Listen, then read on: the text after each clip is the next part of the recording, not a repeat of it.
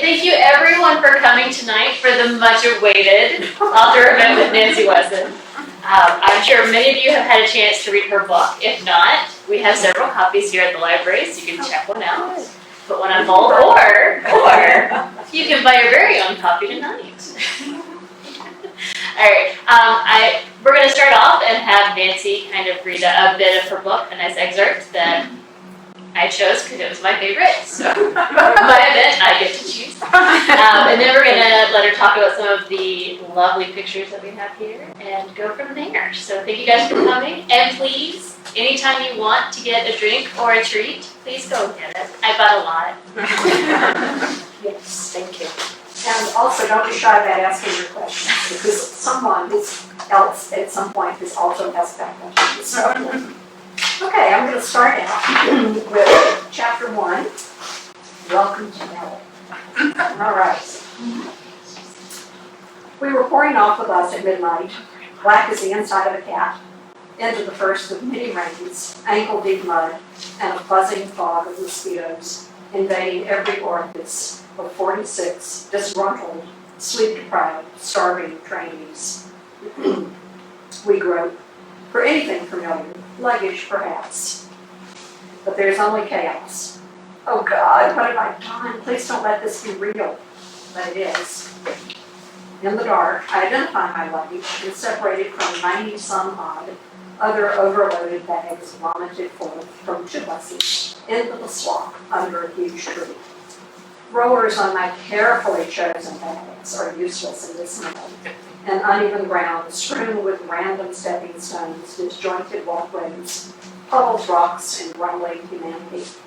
That tree later proved to be a mango tree. Little did I know that I'd be spending much of the next 2 years under them. Weary voices floated through the miasma of mosquitoes, giving their port of blood. Where do we go? I need to pee. I'm hungry. Does anybody listening out there?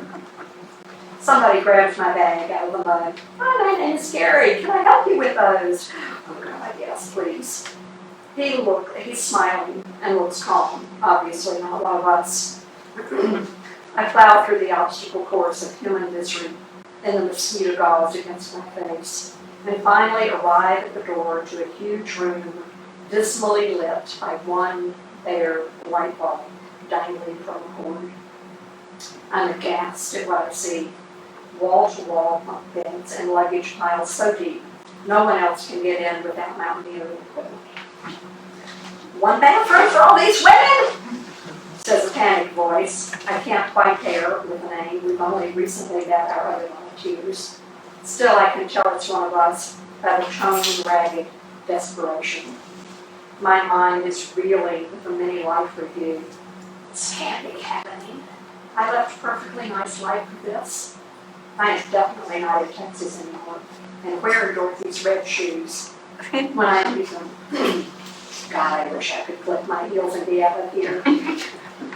Gary motions us toward another cabin, and we slide over to a small round hut with only 4 bunk beds, and I land on the one closest to the bathroom and collapse. Really? Is this what I was so excited about? Oh, shit. Is this what we ever changed into our professional clothes for before even landing?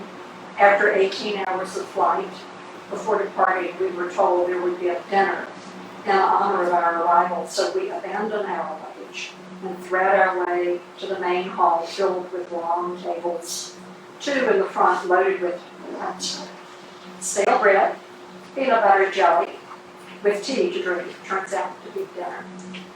Oh, this just keeps getting better and better. The evening comes to an end at around 1 a.m. after a truly forgettable welcome speech. After another hour finding toothbrush and pajamas, jockeying with 7 other women for bathroom privileges, and repacking luggage to stash it under the bed, I collapse into bed, tuck in the mosquito net, and consider the truly ignominious end to an already exhausting day. I congratulate myself for packing earplugs as the room fills with the sonorous buzz of snoring. I ponder the fact that a cold water trickle shower and discomfort are foreshadowing things to come. I'm angry, exhausted, and forlorn. no time for that, hurry up and sleep. Training starts at 8 a.m. and breakfast is offered at 7. Be prompt. In the words of Dorothy Parker, what fresh hell is this? Welcome to Peace Corps, Uganda. What next? Do you want me to read that? Oh, the next one, yes. Okay, all right. So a little further along in your journey. Oh, yes. Could you speak up a little bit louder I can. for some of us who probably should have got hearing aids but haven't yet? All right, and also you're welcome to move closer to the front if that works. So just raise your hand and fling it around if I'm not loud enough. We were warned. How's that? Okay. We were warned. They said it might take a year to get the projects off the ground, and I said, nah, I'm organized, motivated, you'll see. And there we were, mid-service, and things were just getting off the ground. Friends from home had been so generous, sending books and puzzles, so many things to help our projects along, not to mention the soul-saving care packages of treasures.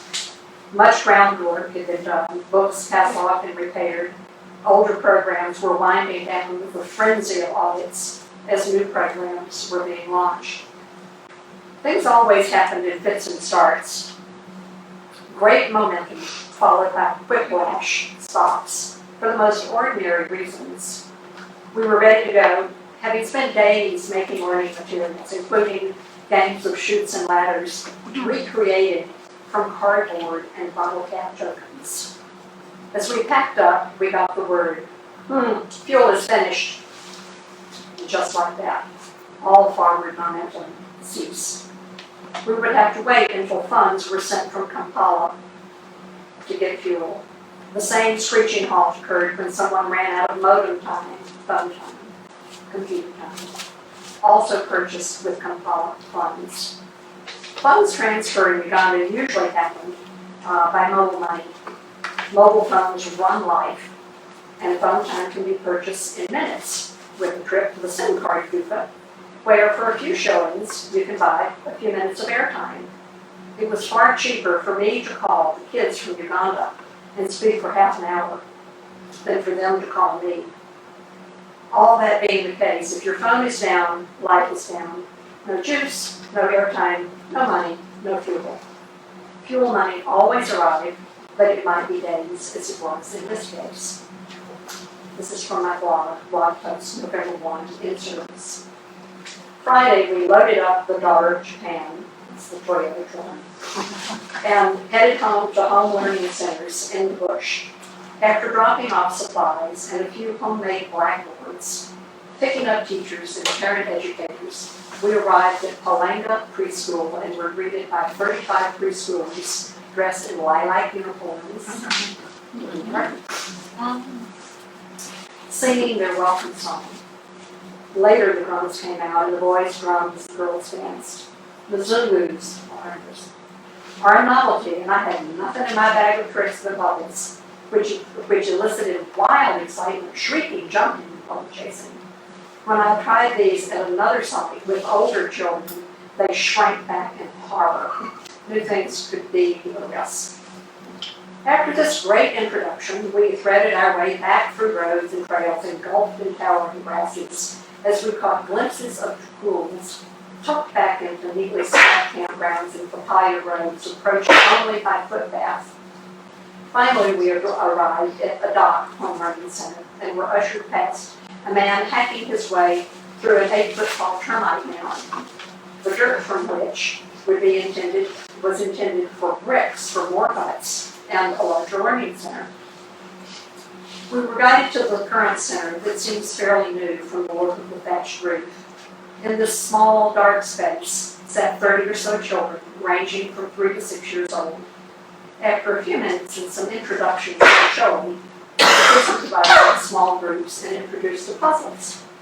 Because village children had never seen puzzles, we used very basic wooden puzzles we would give toddlers. Some got it immediately, but others were still struggling to match apples to apples. One understands in a heartbeat that what seems intuitive is really a learned skill, which in developed cultures occurs so gradually through play, it's easy to forget it's taught. The older group was really challenged by a 12-piece puzzle, but totally engaged. After we burned off a little energy, books were handed out to small groups, even though they didn't know what to do with the book, and pictures were mostly upside down. They were fascinated. They were stunningly well behaved and stayed engaged until everyone had a turn with every book.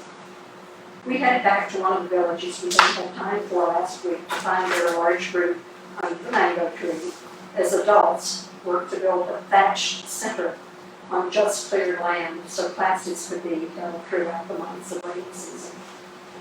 One of the things that really moved me about this center was the almost sacred nature of the Tukul story learning materials. Constructed of mud and thatch with a dirt floor, it was meticulous, with lace curtains lining the walls. They took greater care with this center than their own homes, a testimony to the reverence they accorded to the opportunity to learn. One important aspect of the early childhood learning program was the introduction of parents into the classroom. Unlike American schools, the Ugandan system doesn't include parents in any school activity other than parents' visitation days. In fact, parents typically never meet their child's teachers, and there's no opportunity to share information. The early childhood program required one parent per child to spend at least a portion of one day going about school activities with their children to introduce them to what they were learning and what was required of them in school and after school.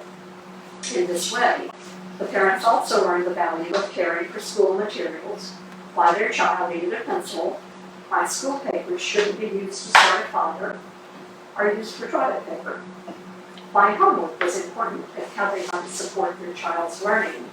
It was definitely a game changer. In one scenario, a mother met her child's teacher for the first time in second grade.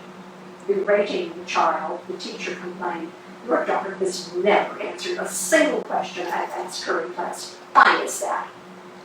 The mother, "You know she's deaf." That was one of my favorite selections because I couldn't fathom that. I mean, we live in a culture in which parents or guardians or there are adults who are actually engaging in our lives do all of adolescence and growing up to your teacher not know that you're deaf just was impossible to imagine. Yeah, and the teacher never asked. Yes. What year did you go there? I went in 2011, and I was 64 when I entered. I'm sorry?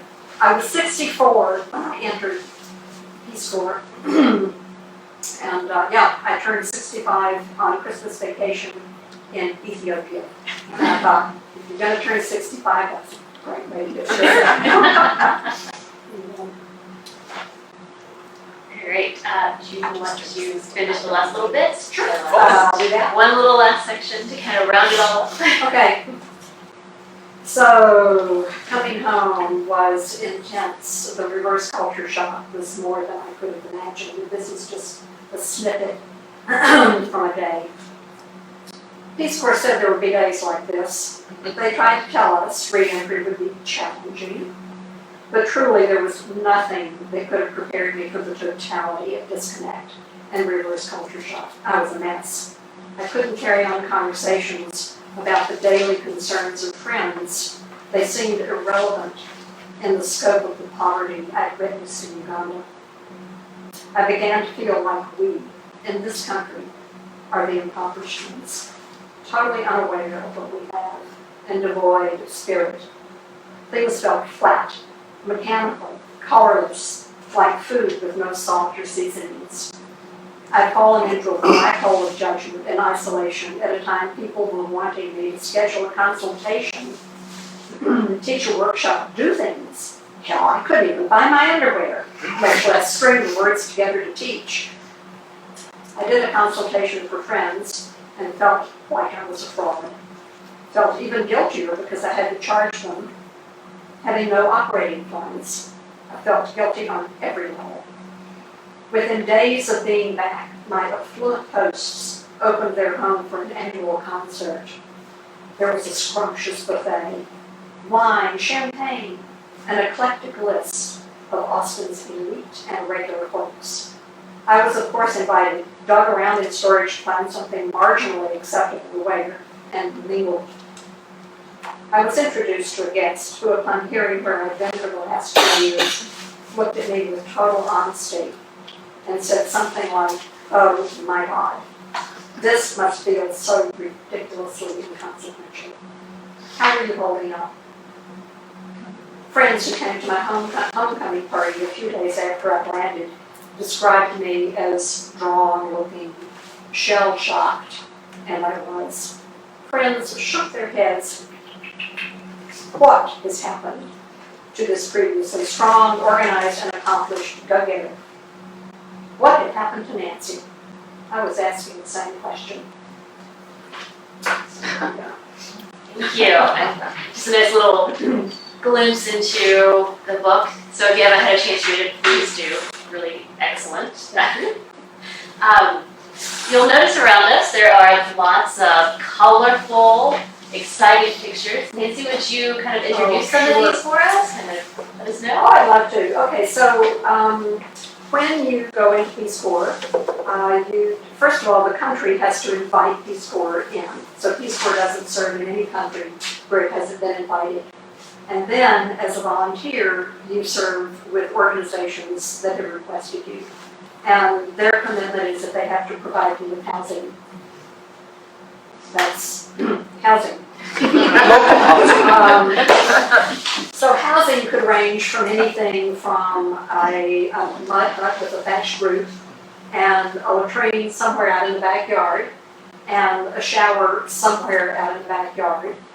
Or in my case, I actually was given an apartment it was an elegant apartment, 3 stories up, stairs that slanted backwards. So when you walked up, it was like, and this picture over here at the far end was my view from that apartment.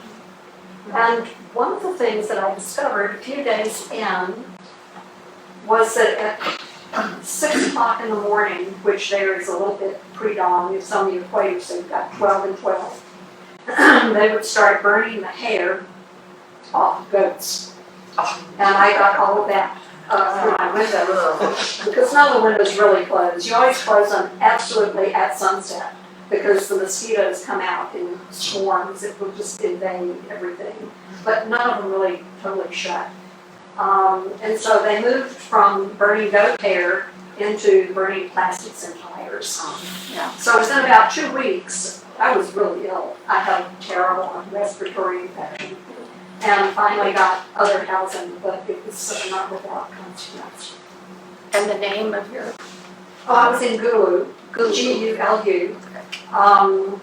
If you've read the book, you know that in the north, this area was just coming out of a 20-year genocide.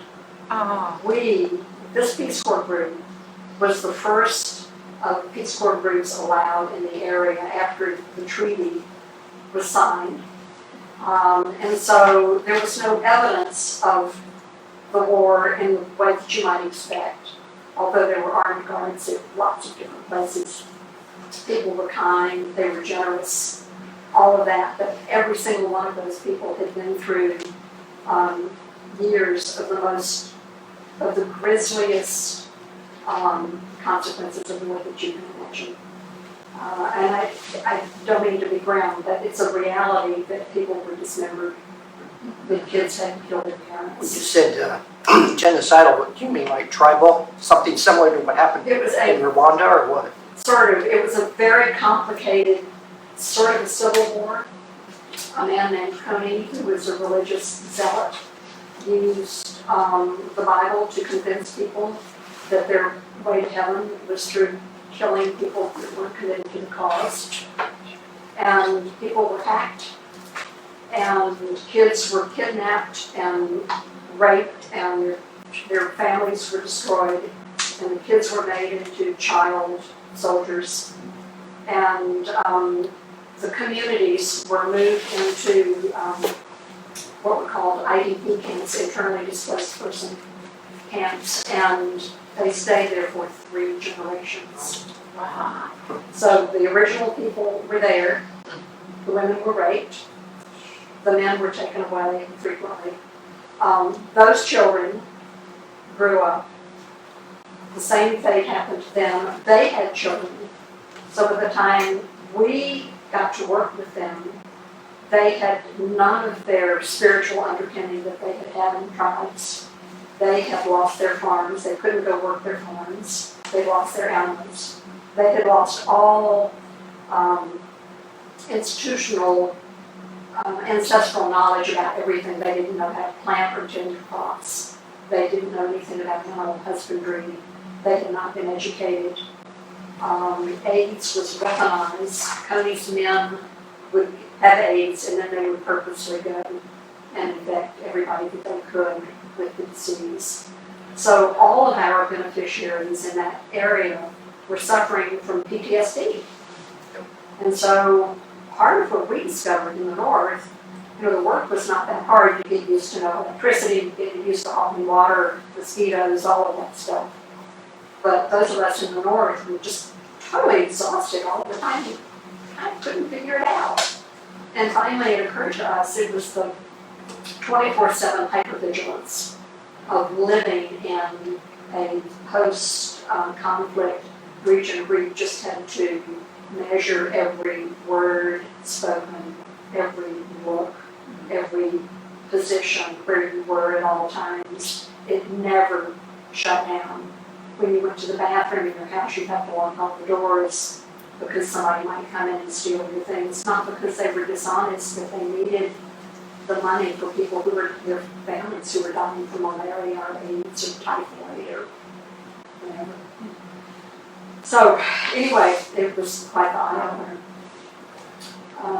You had things stolen. I'm sorry. You had things stolen. I did, And yes. the woman that you rented from, Mhm. it sounded like she was helpful, but yet not. Perfect way to put that. Yeah, I had a house and had gone to Kampala with my organization. There was a training that I was participating in, and I had a roommate for a short period of time because I moved into this house that my organization couldn't pay for. So I was left with having to pay the balance. So I had a roommate for a while who moved out to live with a group of lovely young women after saying he would stay 6 months, and he promised not to leave early but did. And so the house, when you're a Mzungu, when you're a foreigner, everybody knows where you live and what your schedule is. They know what beer you drink. They know everything about you. So they saw that the house was empty and used a long stick with a hook on the end of it and broke a window and swept around in my room and just pulled what they could through the window. And it took me, 3 months or so to finally get a police report. That's a long story, but anyway. Because it had to be stamped. Nothing is real until it's stamped. And to get that, and she wasn't. Yeah, it didn't sound like it. But you know, one thing that really intrigued me was when, and I don't know if it was in that house, I think it was, that apartment, that you had a premonition or that, I don't know what it The was. sounds. That, Oh, was it the bang on the door at night? whatever that was, I thought it was like a ghost or something. Oh, I don't know. they're- That kind of thing. Can you Yeah. tell us about that? I just thought that was so intriguing. Well, all of my life, I've been able to see ghosts and spirits and, that sort of thing. So I had prepared myself for that eventuality, and I had sort of built up a boundary around myself because I didn't want to feel everything that was there because there was so much strife and bloodshed and whatever. But I always locked myself in my room, big heavy wooden doors, and the house was locked. But the power was off, which it frequently was. And one night, something came and absolutely rammed my door. Is that what you're talking about? It must be. It was like it was like a body being thrown up against Yes, my door. yeah. Yeah. And you, I was, Go ahead. well, I was terrified Yeah. because I thought, oh my God, somebody's gotten into my house. And it's dark, and it's in the middle of the night. And so I think I yelled some obscenity through the door to make myself sound strong and big. And I didn't go out until sunup. I finally locked the door. All the doors were locked. You know, nobody could have gotten in there. And I honestly don't know what that was. But you know, it's terrifying. yes. And I'm a feng shui expert, and for 20 years did house clearings and blessings and all of that, and you better believe the next day. I did that in my house, and I've never had another incident. Yes. So when you had the upper respiratory situation, did they have medicine readily available for you? Oh, no. You know, I had fortunately brought my own little medical kit because I travel a lot.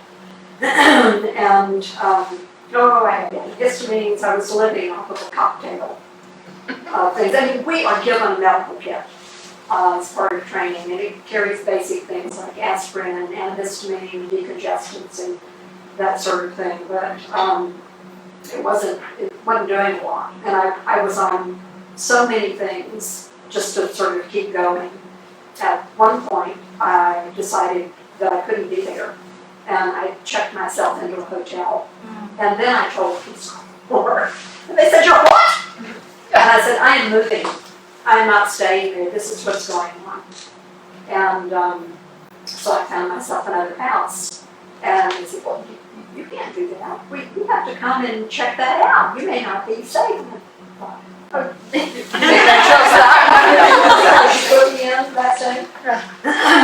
They were there during the day when none of that was going on. That's Yeah, probably late in the day when it's all over. all of that was done, right, and really and they admitted that they had not had much time, and really there's a thing that happens there. When we arrived at that apartment, it had not been cleaned up. There were spider webs everywhere, the door was covered with dirt, and none of the furniture that was promised was there. And the guy looked at me and he said, "I am so sorry." He said, "You know, in Uganda, they don't believe you're coming until they see you." And I understand that. And I think that's kind of what happened in their selection of this place. And actually, it was a lovely place. You know, the apartment itself had like 2 bedrooms. It had an actual flush toilet. And it had a hot water heater. Of course, that doesn't work if you don't have water or electricity. But you have to bring your own stove and all of that sort of stuff. And it was white tile, and, you know, all of that. It looked like a place that I would be honored to have. But not so much. I think you were next. I'm sorry. Yeah, I haven't read your book yet, so I'm sorry if the question is more redundant, but I'm sorry, you should be. did you go with an education focus? Was that your background, and did your assignment? That's a great question, because when you apply for Peace Corps, and the application process took 18 months from start to finish. They had you fill out forms of everything you've ever done in your life, professionally, as a hobby, as a volunteer. So they have this really broad spectrum look of what you might do, because honestly, almost nothing that we do here translates in a one-to-one way. And so I was assigned to a sector called economic development. And I thought, oh, so I put with the literacy group, how do I make that work? And what I really ended up doing was organizational development. Because I have a lot of background in how to use funds and how to make funds work. And I've run my small business for 20 years. And so what I ended up doing was examining their processes and how programs were rolled out to make them more efficient so they could get better use of the funds. I was just going to say that I travel quite a lot in developing countries, and your description of why they're not clock-based was so elegant. It really filled it, Oh, yeah. for years, people just say, oh, in this country, they never show up on time or whatever, but that was just a really elegant kind of analysis Yeah. of why, that there actually is a cultural reason. It isn't that they just are recalcitrant or whatever, it's an experiential, family-based place and not a clock-based place. Thank you for that. And Appreciated it was an that eye-opener description. to me as well. So you've got the family underpinning, that family always comes first. If something comes up and your family is in need, you're not going to show up because your family needs you. You add to that the reality that the roads are horrible. Okay, so this leads me to this picture with all of the buses in the trough. This was my first day in the field. This was our first trip. And we arrived at this scene with a couple hundred people standing around. And there's a dip in the road. It was rainy season. And you can see how deep the mud is. So these two buses, and you can't see the transport trailer that had been loaded with all these rice bags has been moved already. But, and so the first bus comes, and it's stuck and tilting. And then the second one comes and says, oh, we can make that. And so it gets stuck. And then the next one comes and says, we can make that. And so the third one gets stuck. And so we ended up taking another route through the bush. And we ultimately got there. But what should be an hour trip took us literally half a day to get there. And by the time we were coming back, this one was cleared out. But the road that we were going to take back was what we would call a low water crossing. And our driver was going to go through that. And I'm thinking, I'm from Texas, I know about flash floods, we're not going to go through that. And I've never been so thrilled, and it sounds terrible, but to discover that there was a truck already stuck there and up to the windows with water. And he said, but it was a terrifying ride home because we were in the dark, it was pouring down rain. The roads are like that everywhere. And so you never know. You could get everybody packed up and loaded to go and get halfway there and meet something like this and have to turn back around. Why were they putting you on a bus like that anyway? That looks like something you'd have on a paved road. Now that Oh, no, there are no paved roads in the north. well, that doesn't look like something you'd have up there then. Well, they don't have any other way to get around. Hope Springs. Everything is done by bus or motorcycle taxi, which is called a boda named thus because this was the method that they would take contraband in the early days from border to border. And in the Acholi language, you don't say bar, so it's boda, right? So that's the way people travel. And you just do the best you can with the resources that you have. In the South, if there were paved roads, we were so surprised because those of us in the North dealt with this all the time. But President Wesson didn't like the North, so no resources were given to the North. The South had beautiful roads. They even had lines down. We went down there and thought, oh my God, this is extraordinary. But we had one road like that, and it was only every once in a while.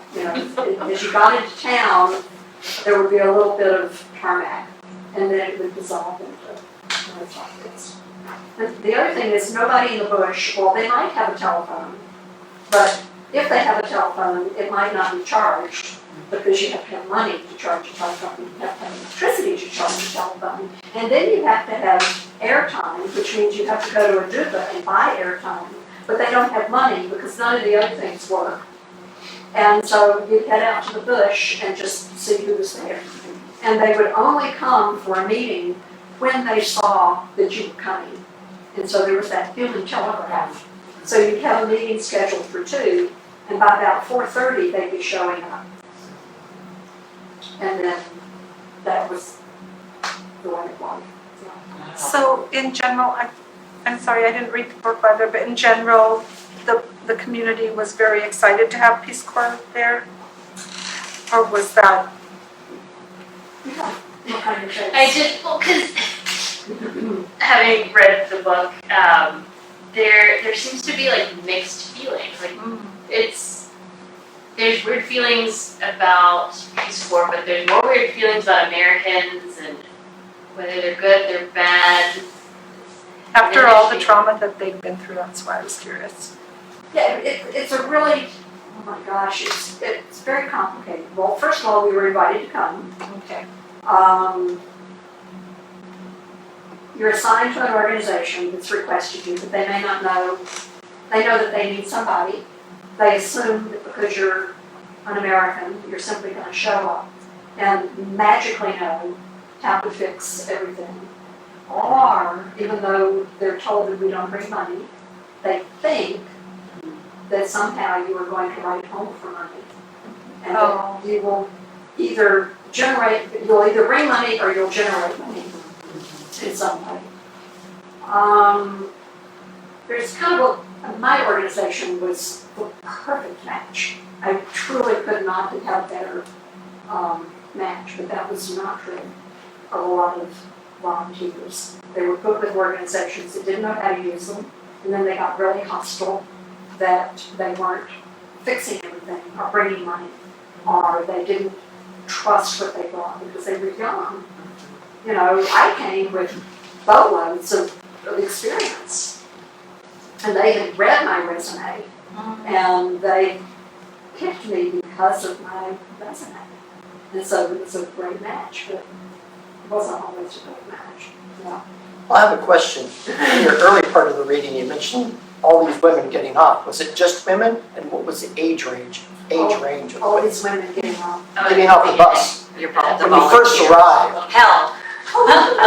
the first part you read in your book, you mentioned all these women getting off. Was it just women or Oh, were well, there I men? mentioned the women because we were ushered to a dormitory, Uh-huh, and it was a dormitory for women. okay. Okay. That said, I think there probably were more women than men. And, you know, the average age, okay, so our group of 45 was a really unique group because usually the average age for a Peace Corps volunteer is about 28. Mhm. Requires a 4-year degree, et cetera, et cetera. Our group had 15 over the age of 50-something. Wow. And it was amazing because there were CEOs, authors, professors, you know, captains of industry, people who the cumulative brain power and experience was really formidable. And we were kind of a rowdy group because we had done training and we knew what good training looked like, and this was not good training. And so we really kind of rebelled and said, no, this is not what we came for. And because we were so crazy and children of the 60s and don't take orders well, and some would say don't play well with us. And there was a new director in, and we just basically said, you have to fix this. And so it ended up that they changed training nationwide because of our comments. That's great. Good. Were you the first group that had come in there, having been invited in? We were not the first group in Uganda, but our group of about 11 was the first group to go to the north. And actually, when I applied and had read all the stuff about Uganda, they said, under no circumstances are Peace Corps volunteers allowed in this region. It's too dangerous, and you will be sent home if you are found traveling in the north. And then, you know, we did our assignments and sending us to the north. And it's like, wait, you know, what happened here? And so we were the first group in the north. It wasn't dangerous in the ways that we think of danger. It was all under the surface. You could get killed walking on the sidewalk as easily as you could walking in the middle of the street. I was walking home one day on a path It was a good 2 feet above the road, minding my own business. Good 4 feet, off the road. And I didn't realize it until I could feel the air going by. There was a motorcycle carrying some steel bar on a pole that put it at my head level. And it's zinging in the other direction, and this thing missed me by 2 inches. Had I been just a little bit over, I'd be dead. And things like that. That's why you just have to be so incredibly Vigilant. Yeah. And it's we couldn't ride motorcycles. We couldn't take advantage of the bodas because they were just, first of all, the roads were so bad. You could be going along and hit a bump, and this actually happened to some Ugandan women. They'd gotten off of a bus, gotten a boda to their village, got on the boda, hit a pothole, and were thrown off into the path of oncoming traffic. Oh, no. And in multiples. And so the rule was, if we hear of you riding a boda, we don't even have to see you on it. If we hear that you have ridden one, you are gone in 2 days. That's so And- interesting. There was no discussion. Wow. There was no explanation. So we did a lot of walking. So there was a section in your book, it's been a while since I read it, that speaking of danger, there was a young woman that was in your group.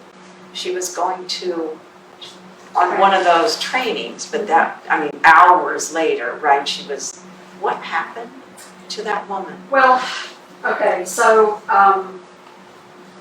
first of all, they're only Kampala, where all the training happened. It was a 7.5-hour bus ride to the south.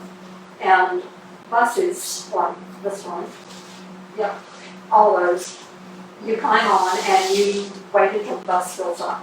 And then you leave. And that could be all day. So it was one bus that left on time. It was the post bus. And for me, these girls were living near me, or staying with people near me. I had to walk. I would have to leave at 4:30 in the morning. The bars are just letting out. I had to walk past a number of bars. And then I had to walk a mile through the swampland, the road that went through the swamplands. Spooky. Anyway, no lights. So I got my headlamp on and I'm watching, and you would just have to go there to catch this bus, and that's what they were doing. A group of 3. And sure enough, a drunk driver in a truck, this is what you're talking about, just plowed into them. And one was killed instantly. The other had a broken finger and was airlifted to South Africa and sent home and still has trouble to this day. And the other one was bumped, and her adaptation was to become as Ugandan as she could, to not stand out as a Mzungu. This is a young white woman who's going to stand out no matter where she is in Africa. But she began, she built a mud school of her own, moved to another village, became absolutely fluent in Acholi, braided her hair, painted her fingers, and she enculturated to that extreme just so she could integrate. It was like it was her way of becoming invisible. So, that kind of stuff happens. And then on a lighter note, I wanted to know about your pillowcase project. Oh, I'm so glad. Because that is Thank a you. blessing, I feel like, Yeah, with the children. that was such an interesting process. Can you do absolutely? So, when I went over, I knew I had been assigned to the economic development sector, and I thought, oh my God, what am I going to do in Uganda to help people create a money-making project? So I did some research and, okay, stresses. So that didn't happen.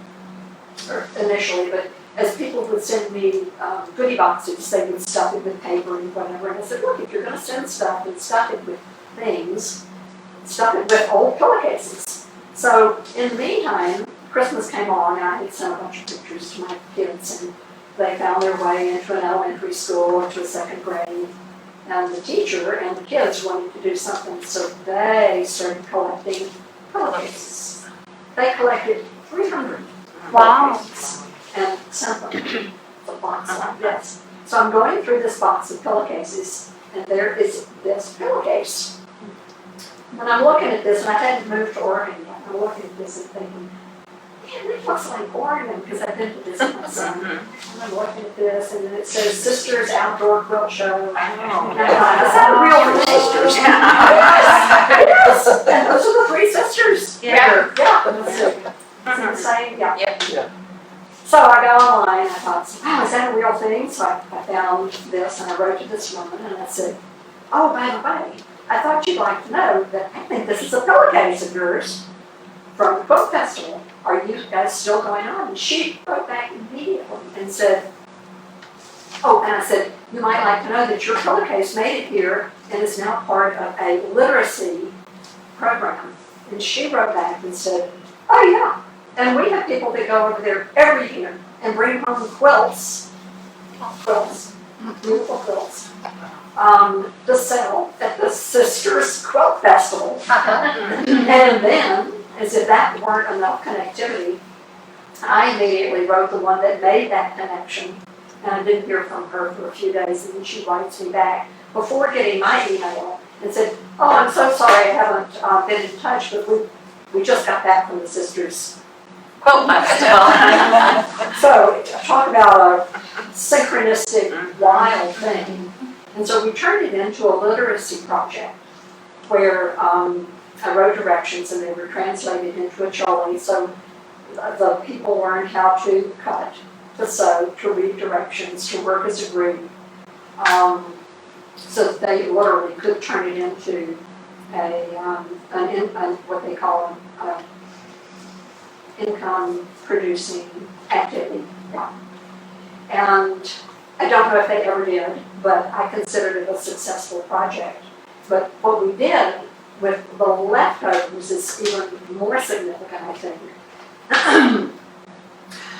There's a 75% dropout rate for young women when they hit puberty because they don't have menstrual supplies and they just drop out of school.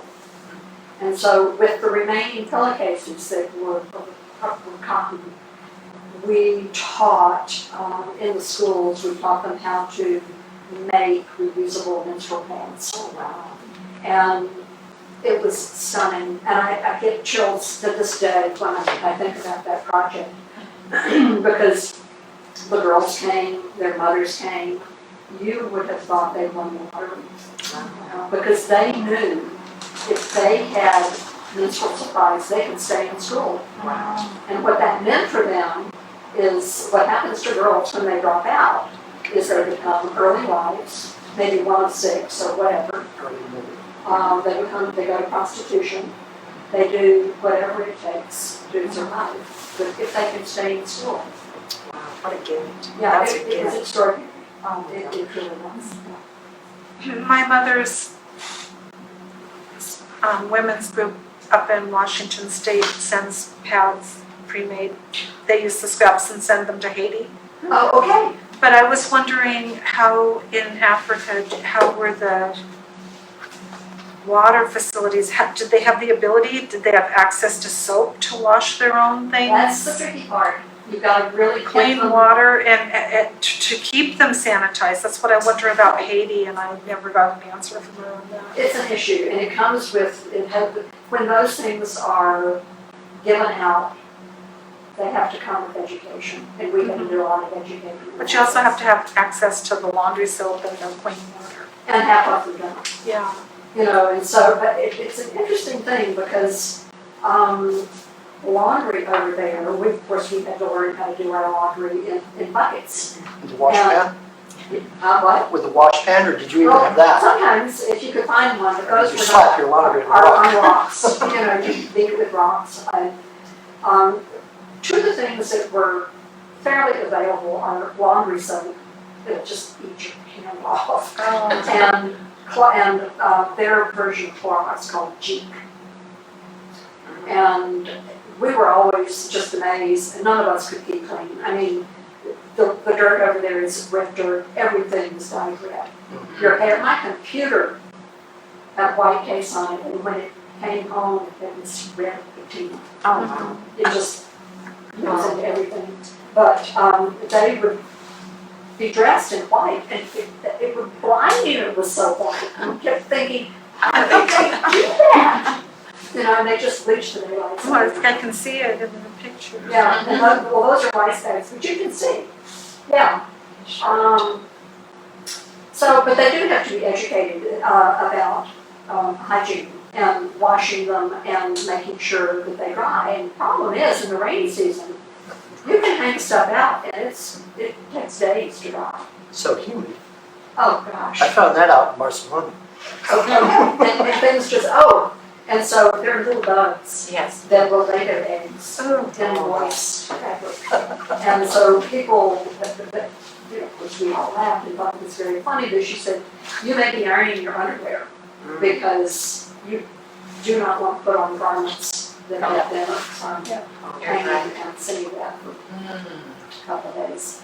So is that how they did it, was to iron the pads? I doubt it. I probably not. In reality, probably what Which they would did. require electricity.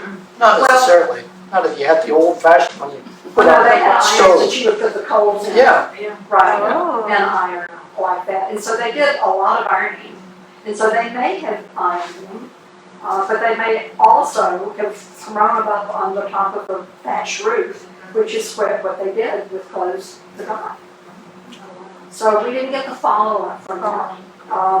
But you got some girls to be motivated to stay in school. Oh, yeah. That's And I mean, fabulous. they learned to sew these, we gave them patterns.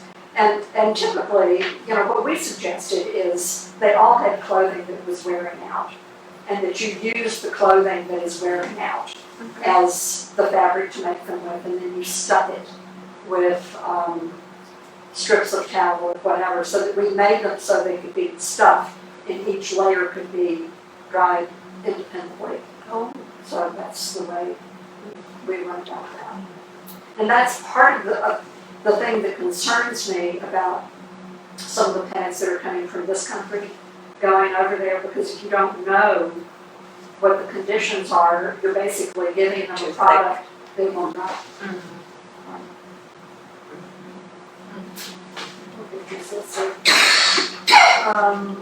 That's me blowing bubbles, entertaining these little girls. But I took those bubbles to the next school, and the kids were older. And I'm sitting in the truck, and they have surrounded the truck. And I'm thinking, well, this is a little uncomfortable.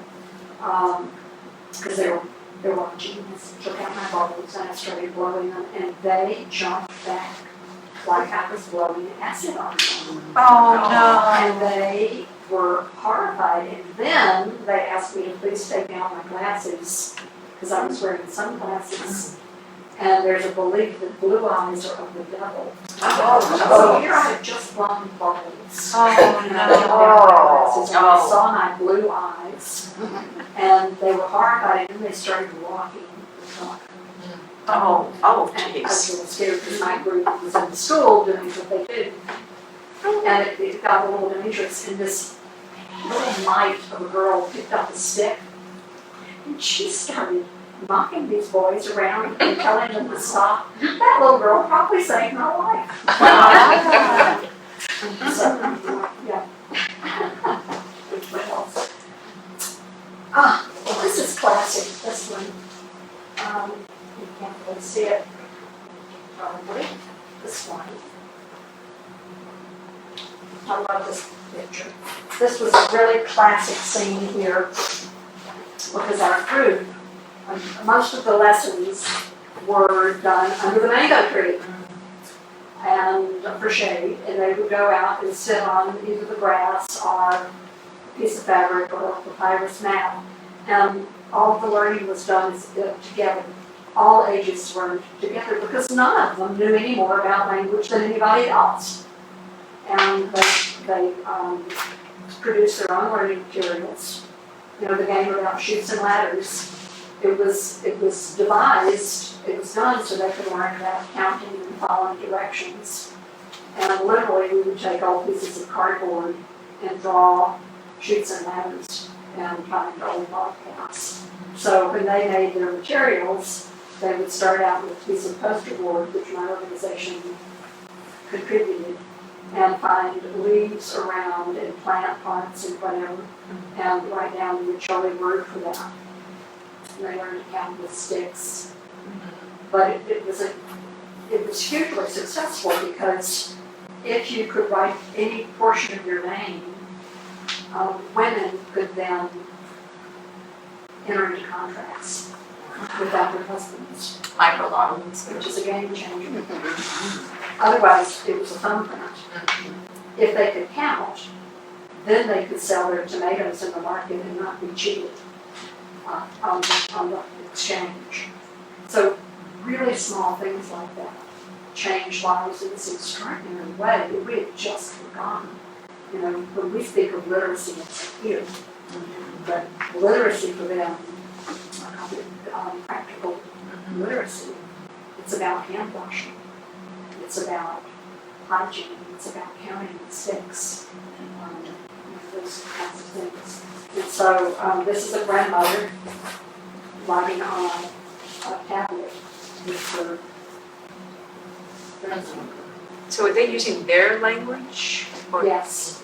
So our group took mother tongue language to the bush, literacy to the bush. So they already spoke Acholi, but they couldn't read it and they couldn't write it and they couldn't count. And they may know that a tree is called X, but there was no written word for that. And so what happens when the kids enter school, at whatever age they enter school, fairly early on, they start teaching them English. But if you're not literate in your own language, you can't be literate in a language that you don't know. And so. So did you need to learn their language before you went? Yeah, not before, but that was part of training. And, oh my gosh, we just have a terrible time with each other. And partly because it's still being documented. There's 65 languages and dialects in Uganda.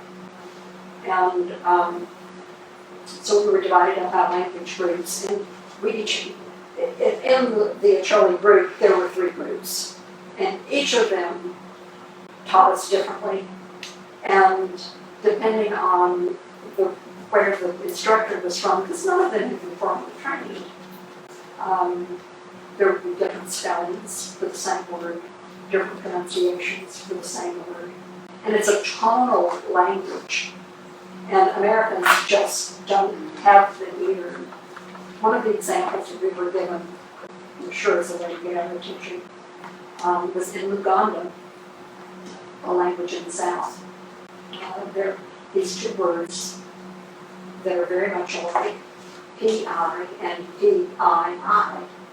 P versus P. Okay? You didn't hear that difference probably, did you? And if you can't hear it, you can't say it. So one of them means water, the other one means feces. So you can just get elongating a vowel. There was a funny story, the word Otoyo, it means thank you, it means hello, thank you, goodbye, everything. You know, you will hear Otoyo so many times a day. And then vowel adjectives, you always put an M-A in front of it, like matek means hard or very much. So Otoyo matek means, oh, thank you very much, or a hard thank you, or, you know, intense. So my organization would write these little books of fables and whatever, and these would go out to our beneficiaries, and there's a book that's got the picture of a rabbit and a cow on the front. A foil E done. And I said to my counterpart, I said, so why is the rabbit thanking the cow? why are we thanking the county? She said, we're not thanking the county. And I said, but it's a FOIA. She said, no, it's a FOIA. Oh, no, she said, it's a FOIA. I said, that's what I said. She said, no, you said FOIA. I said FOIA. So she said, FOIA is ready, or hair, and FOIA is thank you. So I said, so, Joy, have I been here 2 years now, and I've been telling everybody hard rabbits? FOIA the check. FOIA the check. A tough rabbit. And she said, oh, no, you're a Mzungu, we make allowances. But, it was like that. Just getting in a lot of trouble. Do you keep up with anybody that you work with in Peace Corps or any of the folks from the villages where you work? I do. Not a lot of them. There was a core group, those of us in the north, really, a few of us became really, really tight because we are each other's survival. Even though we may not see each other for literally months at a time. And you could not live with another Peace Corps volunteer. That was the rule. You had to live alone because you had to make connections. So I'm in really good contact with about 4 or 5. I mean, that we actually talk and communicate that way. A few others on Facebook. I am in periodic contact with the people that I worked with who just adored them. But they also, in Uganda, you will go wherever you need to. I think this is true of much of Africa. You will go to wherever you need to work. And so one of my contemporaries there, Joy, actually the last I heard from her, she was working in Sudan. Wow. And they may or may not have contact with their family or kids for months and months and months. And another one has also done that. So there are 2 that I have about every 6 months will communicate. But there's still a bond there. And I left in 2013. So, and there's Peter. Yeah, I was gonna ask you about him. Oh, Peter. How's he doing? That's a story that will not make you happy. So for those of you who don't know, Peter was a young man I met over there on the streets, and he, at that time, was trying to help a lot of homeless kids. There were thousands of homeless for many different reasons, and Peter was asking if I, as a Mzungu, could bring my influence to play in getting some funding or help for his homeless kids. Is he a local person? Yes, a young Ugandan man who presented himself pretty well.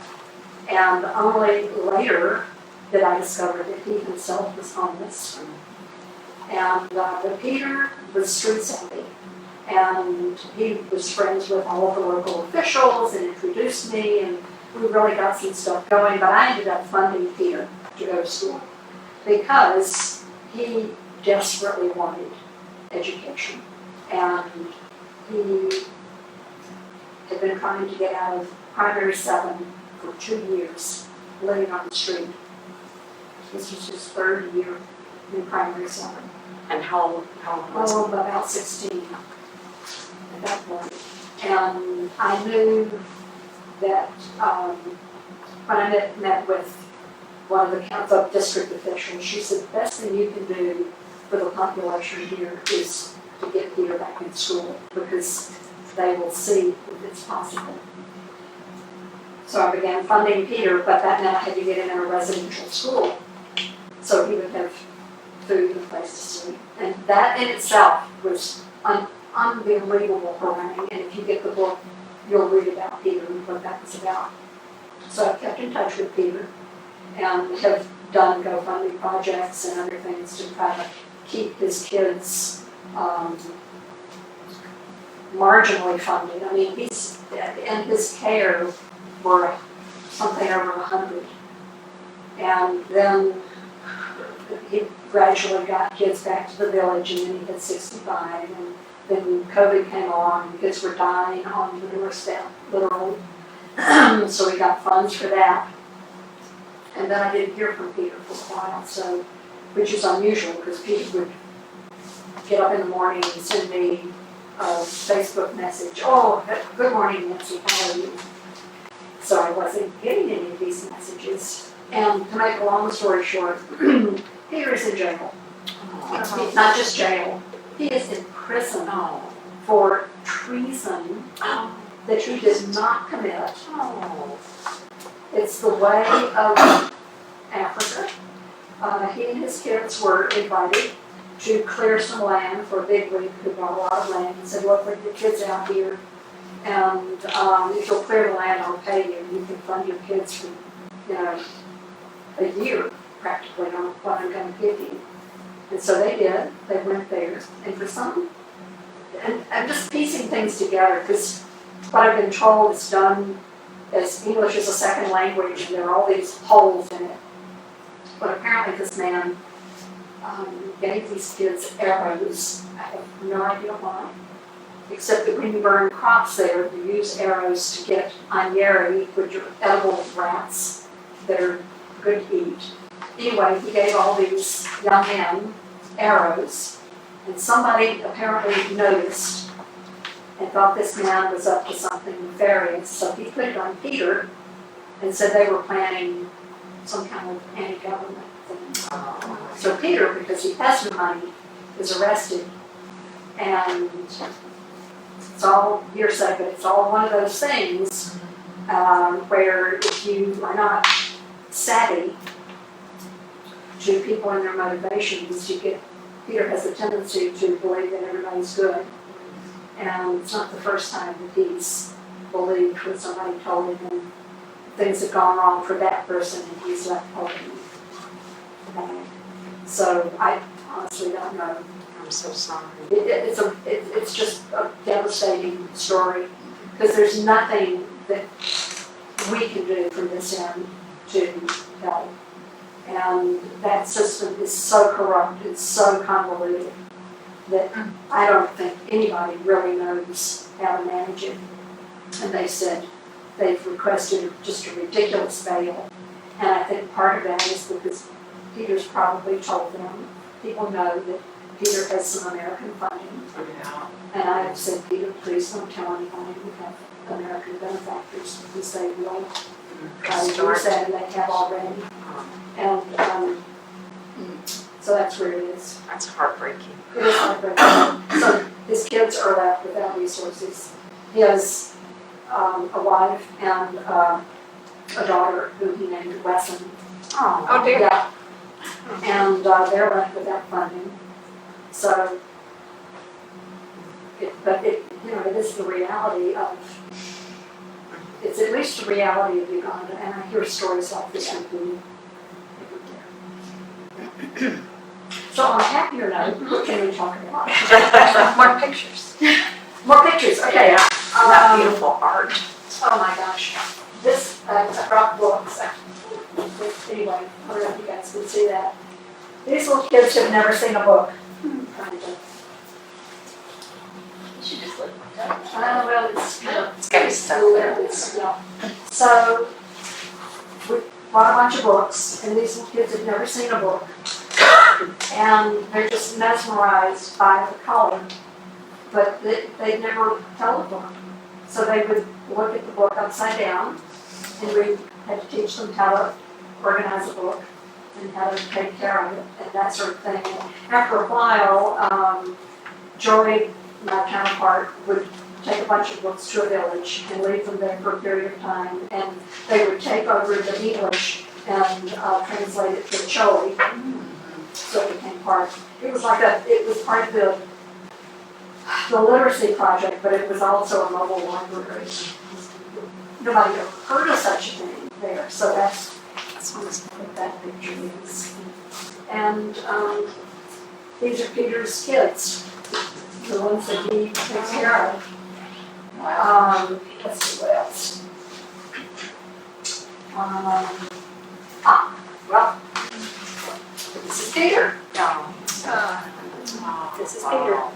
He's got a beautiful smile. He does, and he's just an extraordinary young man, I'll tell you the truth. Oh, this is really, important. This is a borehole. This is what they call wells over there. So there is an actual well, but look how filthy the water is. They're very proud of this well because this is their water source for that village. So this water, she's getting drinking water from this well. And she probably will not boil it because they don't get that you have to boil water. And she'll probably cook with it. How many people in the village? Well, this was in Marquiso. It was a town, you know, Hundreds? at least, yeah. And oh my gosh, and in Gulu, this was where we were trained in Marquiso, but in Gulu was a city. And it probably had 40,000 people. Oh, wow. And probably 2/3 of those were kids. Every woman who's of childbearing age will have 9 to 12 kids. Because most of them won't live. Well, Most of them probably won't live to see adulthood. that originally was true, but now they've made such strides with malaria and AIDS that most of those kids do live. And this is a true story. So this was a village that we went to that has our program, and it's just such a classic look at kids and parents and the level of poverty that is there. So there's no birth control? Well, first of all, the churches consider it a sin. Even condoms? What? Even condoms with AIDS? Well, That's a whole other issue. that's another issue. They will use condoms for AIDS, but not to prevent pregnancy. And the 70 has a mandate to go forth and populate. And so the problem is that they do go forth and populate. And but the good news and the bad news is that they live miserably. My counterpart, Joy, got pregnant while I was there. And she had another kid and a husband, and she went for prenatal care.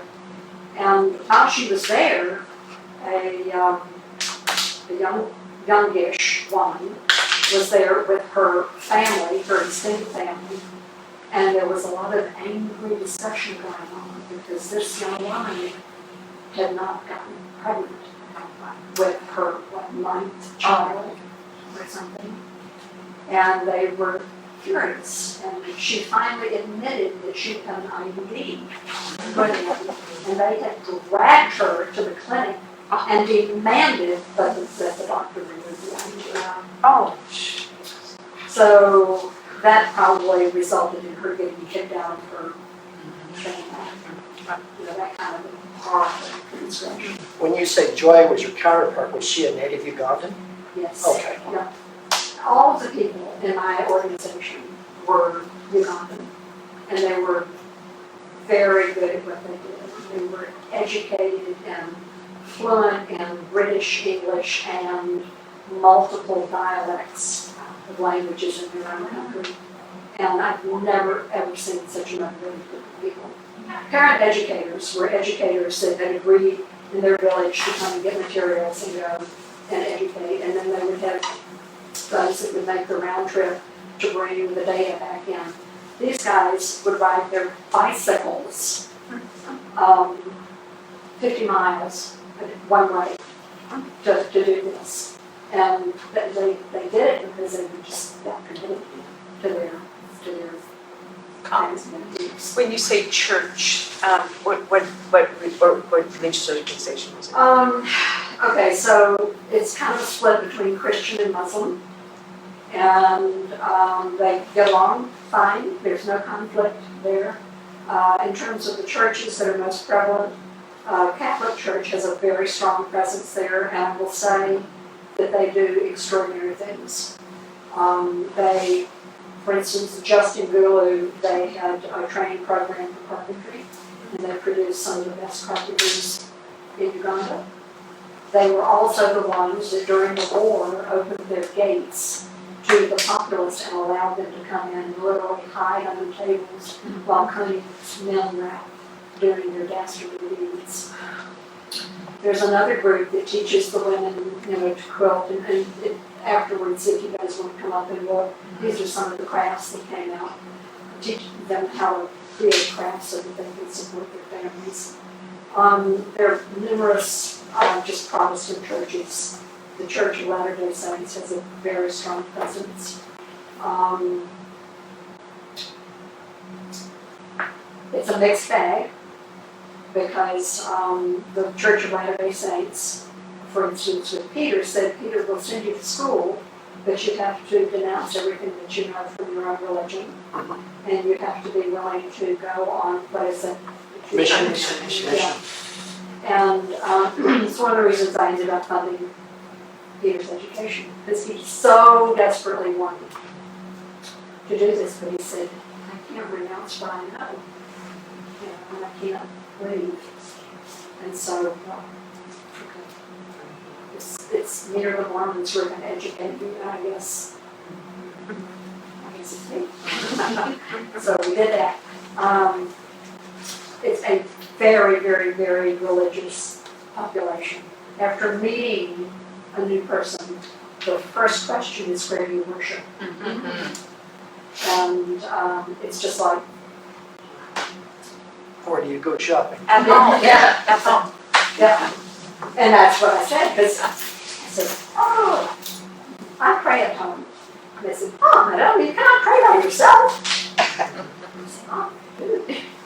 And so I think, that was a very unsatisfactory answer, but the less satisfactory answer would have been, I don't go to church, because then I would be suspect. Religion is very communal, isn't it? It's Big part of the extremely- community. Yeah, Yeah. and everything revolves somehow around, Instead of a community service, you go to church, Yeah. basically.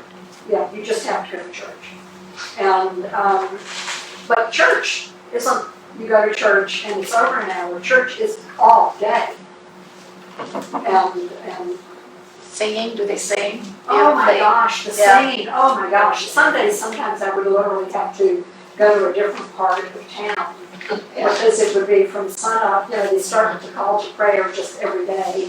But then on Sundays, they would start with the church music, and all the churches had loudspeakers. Oh my So, God. you just get this standing wave of noise. And so I would. You should have said, I don't go to church, church Church comes comes to to me. me. I had 3 churches around me. And so I would go to another part of town and have fish. Because you would never buy fish from the market, because it's from the market. Yeah. And Gulu is not near right. So, Smells pretty right. yeah, it's pretty right. Yeah. What types of things did you eat? I'm super careful about what I ate. I would eat vegetables from the market. There was one grocery store there where I could get reliable, what they call minced beef. And ground beef. And I wouldn't buy anything else. And if the power had been finished, as they say, for a couple of days, and I would go up in town with my minced beef, the Indian owner would say, oh, no matter that meat is not for you. And it's been up for days, but I do not know about this meat. And the same would be true, like if I tried to buy a dairy product, he would let me know that this is not for you. And so I would go, on Sundays, I would go down the road and I would have fish at a hotel. My friends would send me care packages with packaged tuna and packaged chicken, and so I did that. And a lot of tuna fish. We ate yogurt. You could get, sometimes you could get reliable yogurt that was Slurpee yogurt sold in a bag, and you would basically just suck it up. Sounds more like kefir than yogurt. Kind of, it's the consistency. Yeah. Yeah. From the goats? Pasta, eggs, I would eat eggs. Oh, and the eggs are not like the eggs on here, because the local chickens basically eat dirt. They eat whatever they can find, yeah. They eat whatever they can find, and the yolks were kind of whitish gray, and they tasted a little dusty. But in the market, Maybe they didn't clean up the frying pan. but Maybe they didn't clean up the frying pan. okay, it's just, really, it was just such an interesting discovery. My sister was in Peace Corps in Tunisia, and I visited her there at one point, and there the eggs had a little taste of harissa pepper, because all the chickens would eat the throwaways of the peppers and whatever. So you could taste it in the chickens, in the meat, and you could taste it in the eggs. Pre-seasoned. Pre-seasoned, right. I like that. Did you have any grain or beans? Beans were a staple over there, but they had lovely markets. My guru did. If you lived in the bush, often I had a friend who would come into Gulu to shop, because in her little village they had one dukkha, a little stand, and it had onions. Oh. That's what they had. But I could get greens and tomatoes and onions and eggplant. They had these little eggplants that were about the size of the thumb. Oh, cute. And so that was a good meat substitute. We made spaghetti with eggplant, chili, that kind of stuff. But people would send us mixes for things. And one time I remember I got this great Alfredo sauce mix. It's about it. And so I whipped it up, and I got the pasta going, and then I got the milk out of the refrigerator, and that was a year before I had a refrigerator. And you never knew how long it was going to stay. But I had another housemate for a short period of time, and she loved the milk.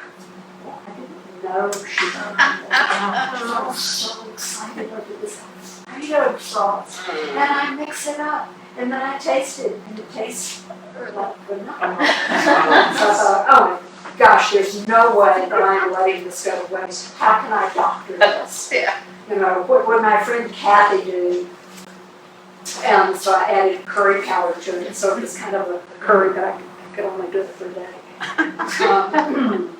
So, through the goodness of friends. Oh, and we had a little coffee shop there that catered to Mzungus, and we could get hamburgers and that kind of stuff. So at least once a week I would go and get something. So you never got ill? What? You never got ill? I didn't. Every once in a while I would get some kind of a stomach upset, but I would never eat in the field. I would bring my package of tuna fish and tell them that I had a Mzungu stomach, and they seemed to accept that.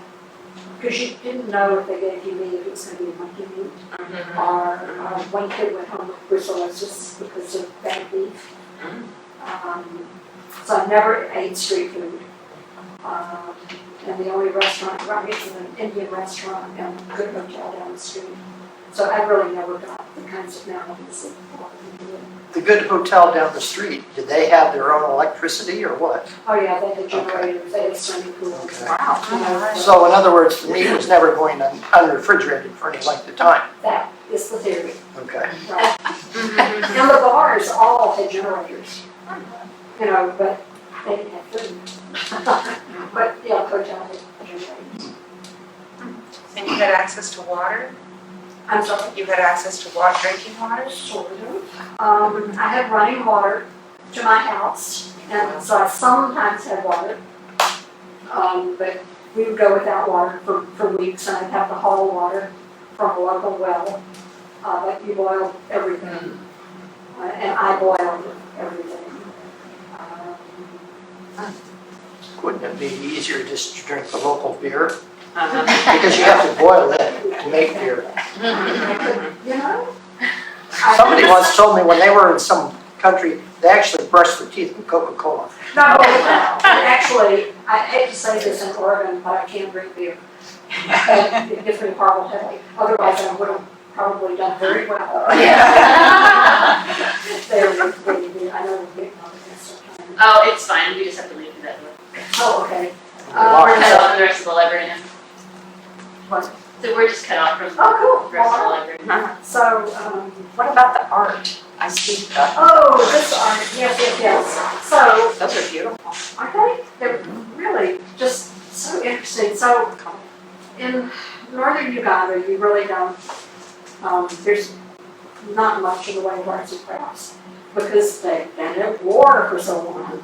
So the art is one of those things you need when you have other basic needs fulfilled. But this artist lived in Kampala, and I first found his work. A kid was selling this work on the streets, and every time I went to Kampala, I bought another piece. Clearly, and one day I gave him a set of paints because I was so excited. And paints are expensive, and he acted like, what am I supposed to do with these? Well, I found out that he was just selling the art, that the real artist was somebody else entirely, and he was putting himself through school with this art. Oh, wow. And his style is just so interesting. Suki Kokumba. Nice. And so, let's see. Well, this is kind of an interesting, the cover came about in an interesting way. When I knew the book was going to be published and it was time to do the cover, I thought, oh, so I must have a picture of something that would work. So I sent a friend who literally lives around the corner from me, who's a photographer, and I said, so Joy, do you think any of these pictures will work for a cover shot? I was really just looking for input in terms of the, the number of pixels and that kind of stuff. A day later, she sent me back this photoshopped version, and I thought, oh my God, that's it. So this was a young man that had kids. Whenever we went anywhere, I was just surrounded by kids. And so in this one picture, which was a group of kids, there was this one young man who was just so earnest and serious. And you look at this kid and you can see into his soul practically. And the tree and the road behind is a picture taken when the kids came for safari at the end of my time there. And she just put these two pictures together. And I didn't have a single photograph that had rain in it. And the rain was just unbelievable. I mean, I grew up in Louisiana and I've never seen rain like that. And I thought, but I have to have rain. She said, oh, I can do that. So she came up with this extraordinary cover. I think it's very compelling. I'm glad to hear that agree. story. How could you go into more detail about the rain? Like, what were you? Oh my God! Wow. You were in the tropics, obviously. Well, we're on the equator. You're in the tropics. Yeah. And we would have rainy seasons. There were a couple of rainy seasons, and when it rained, it was just this thunderous, drenching rain that my front yard would fill up just within minutes. And I had my house had a tin roof with no insulation. Yeah. So you couldn't carry on a conversation or look at your computer or do anything. The thing that you did was you were just enfolded by the rain. And usually the power would go off. So you're in rain and candlelight.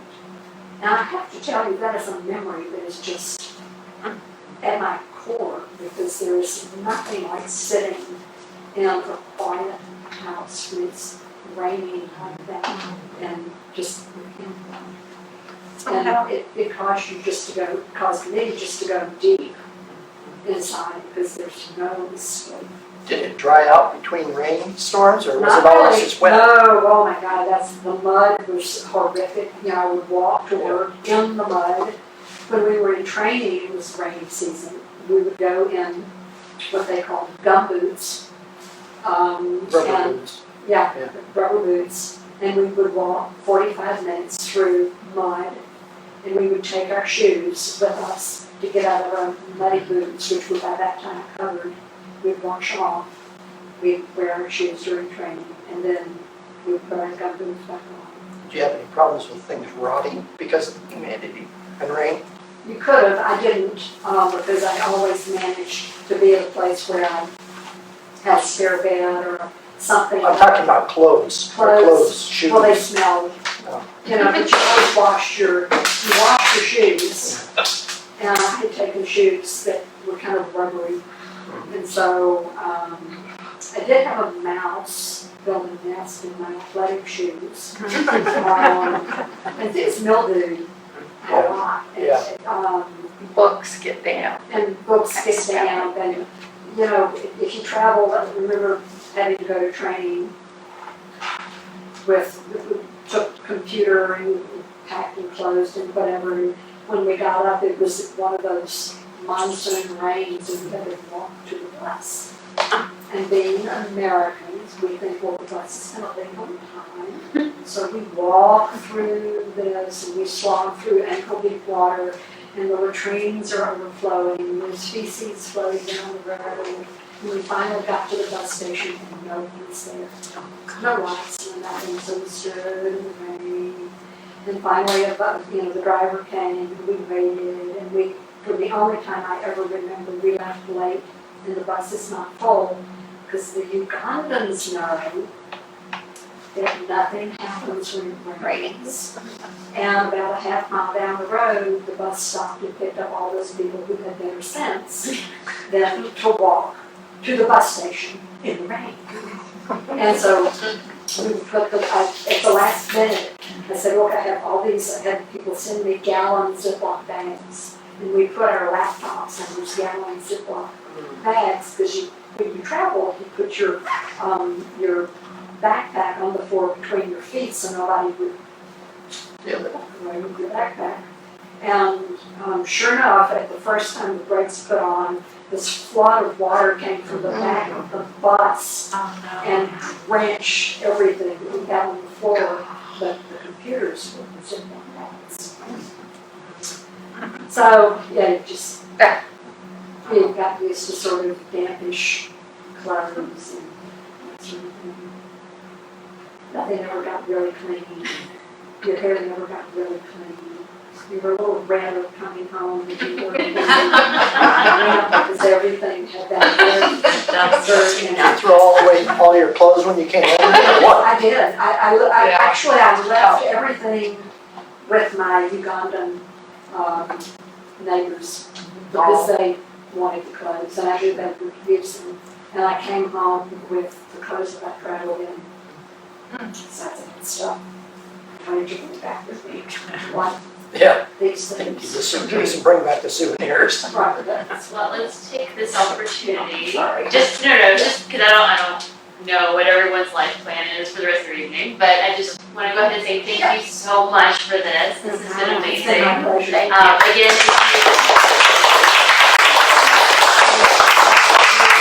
if you haven't read the book, please do so. It is now award-winning. Thank you. Oh. Yes. What award? I hadn't heard that. The When was it published? I'm sorry, what? When was it published? It came out, it's just almost exactly a year ago. Yeah.